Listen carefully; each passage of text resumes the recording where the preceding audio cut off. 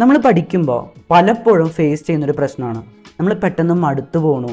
നമ്മൾക്ക് പഠിക്കാൻ ആഗ്രഹിച്ച കാര്യങ്ങൾ കംപ്ലീറ്റ് ചെയ്യാൻ പറ്റണില്ല. ചില സമയത്ത് പഠിക്കാനിരിക്കുന്നിടത്ത് നിന്ന് നമ്മൾ പോയിട്ട് ഫോൺ എടുത്ത് അതിൽ ഇൻസ്റ്റാഗ്രാമും യൂട്യൂബ് ഷോർട്സൊക്കെ കണ്ടുകൊണ്ടിരിക്കുന്നു എന്നുള്ളതൊക്കെ. ഇതിനെ സോൾവ് ചെയ്യാൻ നമുക്ക് ഉപയോഗിക്കാവുന്ന വളരെ ഹെൽപ്ഫുൾ ആയിട്ടുള്ളൊരു ടൂളാണ് പൊമോഡോറോ ടെക്നിക് എന്നുള്ളത്. നമ്മളുടെ ഈ ചാനലിൽ നമ്മൾ മുന്നേ തന്നെ പൊമോഡോറോ ടെക്നിക്ക് ബേസ് ചെയ്തിട്ട് ഒരു സ്റ്റഡി വിത്ത് മീ സെഷൻ ചെയ്തിട്ടുണ്ടായിരുന്നു. ഇന്ന് നമ്മൾ ഡീറ്റെയിൽ ആയിട്ട് എന്താണ് പൊമോഡോറോ ടെക്നിക്, അതെന്തുകൊണ്ട് സയൻറ്റിഫിക്കലി ബെറ്റർ ആണെന്ന് പറയുന്നു എന്നുള്ളതൊക്കെയാണ്. എല്ലാവർക്കും നമസ്കാരം. പ്രെപ് ടുഗദർ ക്ലാസ്സസിലേക്ക് എല്ലാവർക്കും സ്വാഗതം. എന്താണ് പൊമോഡോറോ ടെക്നിക്? ഈ പൊമോഡോറോ എന്ന് കേൾക്കുമ്പോൾ നിങ്ങൾ വിചാരിക്കും അത് ആ ഒരു സ്റ്റഡി ടൈമിനെയാണ് പറയുന്നതെന്ന്. പക്ഷെ ഇവിടെ പൊമോഡോറോ എന്ന് ഉദ്ദേശിക്കുന്നത് ആ ഒരു ഇൻ്റർവെലിനെയാണ്. പൊമോഡോറോ ഡെഫിനീഷൻ നോക്കുകയാണെങ്കിൽ it is an interval during the work. നമ്മൾ എന്ത് വർക്കാണോ ചെയ്യാൻ ആഗ്രഹിക്കുന്നത്, the work that we are intended to do, ആ ഒരു വർക്ക് നമ്മൾ ചെയ്യുമ്പോൾ, ആ ഒരു വർക്ക് മാത്രം നമ്മൾ ചെയ്യുമ്പോൾ എന്ന് പ്രത്യേകം എടുത്ത് പറഞ്ഞിട്ടുണ്ട്. Only the work that we are intended to do. അത് നമ്മൾ ചെയ്തുകൊണ്ടിരിക്കുന്ന ആ ഒരു സമയത്ത് നമ്മൾ എടുക്കുന്ന ബ്രേക്കുകളെയാണ് സത്യത്തിൽ പൊമോഡോറോ എന്ന് വിളിക്കുന്നത്. അല്ലാണ്ട് ഈ സെഷനിൽ പഠിക്കുന്ന സമയത്തെ അല്ല പൊമോഡോറോ എന്ന് ഉദ്ദേശിക്കുന്നത്. ഈ ഒരു ടെക്നിക്ക് ഡെവലപ്പ് ചെയ്തെടുത്തത് ഫ്രാൻസിസ്കോ സിറിലോ എന്നൊരു ഇറ്റാലിയൻ വ്യക്തി 1980-കളിലാണ്. അദ്ദേഹം ഡെവലപ്പ് ചെയ്തെടുത്ത മെത്തേഡ് വളരെയധികം സിമ്പിളായിരുന്നു. ഒരു കിച്ചൺ ടൈമർ ഉണ്ട്.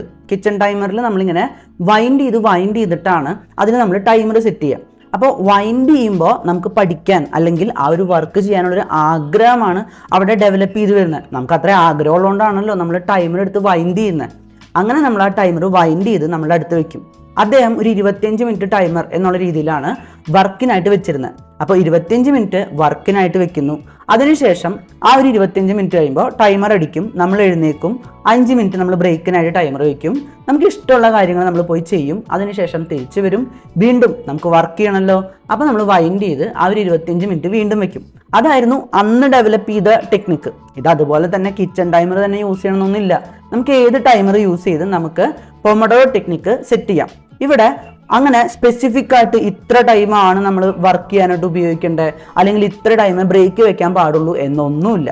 നിങ്ങൾക്ക് ഏതാണോ കംഫർട്ടബിൾ അതുപോലെ നിങ്ങൾക്ക് ചെയ്യാം. 25 മിനിറ്റ് ആണ് സാധാരണ പറയാറുള്ളത്. വേണമെങ്കിൽ അത് 45 മിനിറ്റ് ആവാം, അല്ലെങ്കിൽ 1 മണിക്കൂർ ആവാം. നിങ്ങളുടെ ഫോക്കസ് എങ്ങനെയാണ് അതിനനുസരിച്ചാണ് നിങ്ങൾ നിങ്ങളുടെ വർക്ക് ടൈം സെറ്റ് ചെയ്യേണ്ടത്.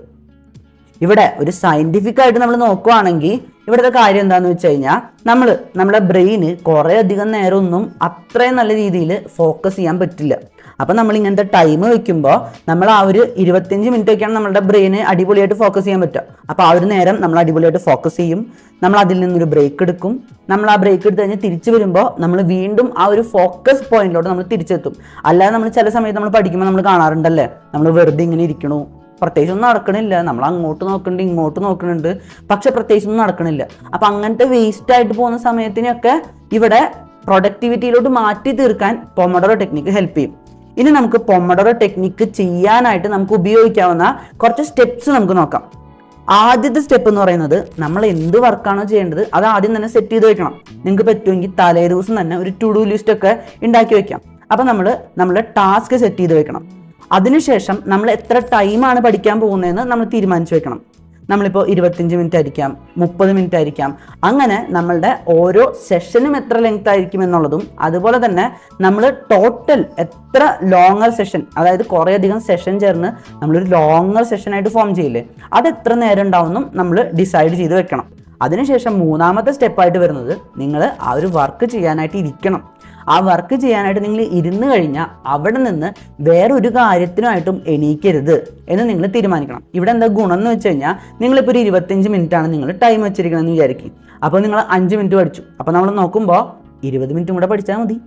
ഇനി 20 മിനിറ്റ് ആകുമ്പോൾ 5 മിനിറ്റും കൂടെ കഴിയുമ്പോൾ എണീക്കാലോ എന്നുള്ളൊരു കംഫേർട്ട് ഉണ്ടാവും. അപ്പോൾ നമുക്ക് കുറച്ചും കൂടെ നേരം ഇരിക്കാനും കൂടെ തോന്നും. ഈ ഒരു നേരത്ത് നമ്മൾ ഫോണൊന്നും നമ്മളടുത്ത് ഒരിക്കലും വെക്കരുത്. നമ്മളിപ്പോൾ ടൈമറിനായിട്ട് വെക്കുകയാണെങ്കിൽ ആ ഒരു ടൈമർ മാത്രം, അല്ലാതെ വേറെ ഒന്നിലേക്ക് നമ്മൾ പോകരുത്. അടുത്തതായിട്ടുള്ള സ്റ്റെപ്പ് ബ്രേക്ക് എടുക്കുക എന്നുള്ളതാണ്. നമുക്ക് ചില്ല് ചെയ്യാനുള്ള നമ്മുടെ ടൈം. പക്ഷേ ഇങ്ങനെ ചില്ല് ചെയ്യാൻ സമയം കിട്ടിയെന്ന് വിചാരിച്ചിട്ട് നമ്മൾ നേരെ പോയിട്ട് ഇൻസ്റ്റാഗ്രാം റീൽസ് കാണുമോ യൂട്യൂബ് ഷോർട്സ് കാണുമോ ഒന്നും ചെയ്യരുത്. അങ്ങനെയൊക്കെ ചെയ്ത് കഴിഞ്ഞാൽ ഒന്നാമത് ചിലപ്പോൾ നമ്മൾ തിരിച്ചു വരില്ല. അത് മാത്രമല്ല, നമ്മൾ തിരിച്ചു വന്നു കഴിഞ്ഞാലും ചിലപ്പോൾ അതിൻ്റെയൊക്കെ ഒരു ഹാങ് ഓവർ നമ്മളുടെ ഉള്ളിലുണ്ടാവും.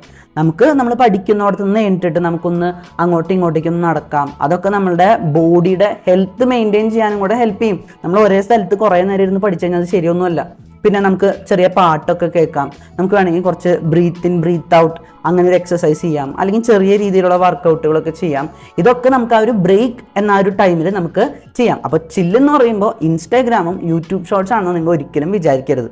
ഈ ബ്രേക്കൊക്കെ കഴിഞ്ഞ് കഴിഞ്ഞാൽ അടുത്ത സ്റ്റെപ്പ് എന്താണെന്ന് വെച്ച് കഴിഞ്ഞാൽ നിങ്ങൾ വീണ്ടും പൊമഡോറോയിലോട്ട് തന്നെ വരിക, അടുത്ത സെഷൻ തുടങ്ങുക, അങ്ങനെ അത് റിപ്പീറ്റ് ചെയ്തുകൊണ്ടിരിക്കുക. റിപ്പീറ്റ് ചെയ്ത് കുറച്ച് കഴിയുമ്പോൾ ലോങ്ങർ ബ്രേക്സും കൂടെ എടുക്കുക. ഇതിനായിട്ട് നിങ്ങൾ ആപ്പുകൾ നോക്കുകയാണെങ്കിൽ ഫോക്കസ് ടു ഡു എന്ന് പറഞ്ഞിട്ടുള്ളൊരു ആപ്പ് ഉണ്ട്.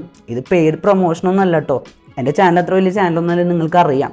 അപ്പോൾ ആ ഒരു ഫോക്കസ് ഡു എന്നൊരു ടൈമർ ഞാനൊക്കെ യൂസ് ചെയ്തുകൊണ്ടിരുന്നതാണ്. ഇതിലത്തെ ഒരു ഗുണം എന്താണെന്ന് വെച്ച് കഴിഞ്ഞാൽ നിങ്ങൾക്കിത് ലാപ്ടോപ്പിൽ ഉപയോഗിക്കാം, ടാബിൽ ഉപയോഗിക്കാം, ഫോണിൽ ഉപയോഗിക്കാം. നിങ്ങൾക്ക് ഈ പൊമഡോറോ ടൈം വയ്ക്കാം. അതുപോലെ തന്നെ നിങ്ങൾ എത്ര നേരം പഠിക്കുന്നു എന്നുള്ളത് നിങ്ങൾ അവിടെ ട്രാക്ക് ചെയ്യുന്നതിനനുസരിച്ച് ഒരു ഡാറ്റാബേസ് ക്രിയേറ്റ് ആവും. എന്നിട്ട് നിങ്ങൾക്ക് ഒരു ദിവസം ടോട്ടൽ എത്ര നേരം കംപ്ലീറ്റ് ചെയ്തു എന്നുള്ളതൊക്കെ ആ ഒരു ടൈമറിൽ തന്നെ കാണാൻ കഴിയും. ഇതിൻ്റെ ലിങ്ക് ഞാൻ താഴെ ഡിസ്ക്രിപ്ഷനിലും പിൻഡ് കമൻസിലും ഒക്കെ കൊടുക്കാം. അപ്പോൾ ഇത്രയും കാര്യങ്ങളൊക്കെ നിങ്ങൾ ചെയ്ത് കഴിഞ്ഞാൽ നിങ്ങൾക്ക് അടിപൊളിയായിട്ട് മടുപ്പില്ലാതെ നിങ്ങളുടെ കാര്യങ്ങൾ ഫോക്കസ് ചെയ്ത് നിങ്ങളുടെ ടാസ്കുകൾ കംപ്ലീറ്റ് ചെയ്ത് ഈസി ആയിട്ട് പഠിക്കാനായിട്ട് നിങ്ങളുടെ പൊമഡോറോ ടെക്നിക്കിനെ നിങ്ങൾക്ക് യൂസ് ചെയ്യാൻ പറ്റും.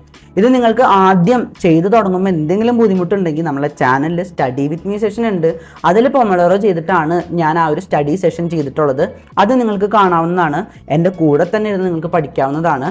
അപ്പോൾ നിങ്ങൾക്ക് എല്ലാവർക്കും ഇത് ഉപകാരപ്രദമാവുമെന്ന് ഞാൻ കരുതുന്നു. അപ്പോൾ എല്ലാവർക്കും ഹാപ്പി ലേണിംഗ്. മറ്റൊരു വീഡിയോയുമായിട്ട് കാണുന്നത് വരെ ബൈ.